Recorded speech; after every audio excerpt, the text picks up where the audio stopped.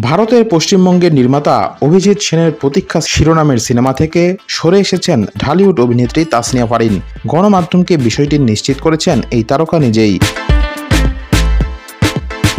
আগামী নভেম্বর মাসে প্রতীক্ষার শুটিং শুরু হওয়ার কথা ছিল। চলতি মাস থেকেই শুরু হচ্ছে এর প্রাক শুটিং পর্ব, কিন্তু ভারতীয় ভিসা বন্ধ থাকায় শুটিংয়ে অংশ নেওয়া হচ্ছে না ফারিনের। নানা অনিশ্চয়তায় ছবিটি থেকে সরে আসার সিদ্ধান্ত নিয়েছেন তিনি। জানা গেছে, কলকাতা ও যুক্তরাজ্যে এই সিনেমার শুটিংয়ের পরিকল্পনা ছিল, যেখানে দেবের বিপরীতে অভিনয় করার কথা তাসনিয়া ফারিনের। এছাড়াও মিঠুন চক্রবর্তীর মতো কিংবদন্তি তারকার সঙ্গেও স্ক্রিন শেয়ার করা হতো এই ঢালিউড অভিনেত্রীর।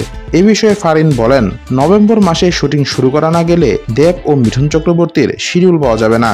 আবার বাংলাদেশ থেকে ভিসা পাওয়াটাও অনিশ্চিত। এসব কারণে ছবিটিতে আমার আর কাজ করা হচ্ছে না। শুনলাম ছবিটিও আপাতত হচ্ছে না। অভিনেত্রী জানান, ভারতের এই সিনেমা থেকে সরে হাফ ছেড়ে বেঁচেছেন তিনি। সিনেমাটির কারণে অনেক কাজ ছাড়তে হয়েছে তাকে।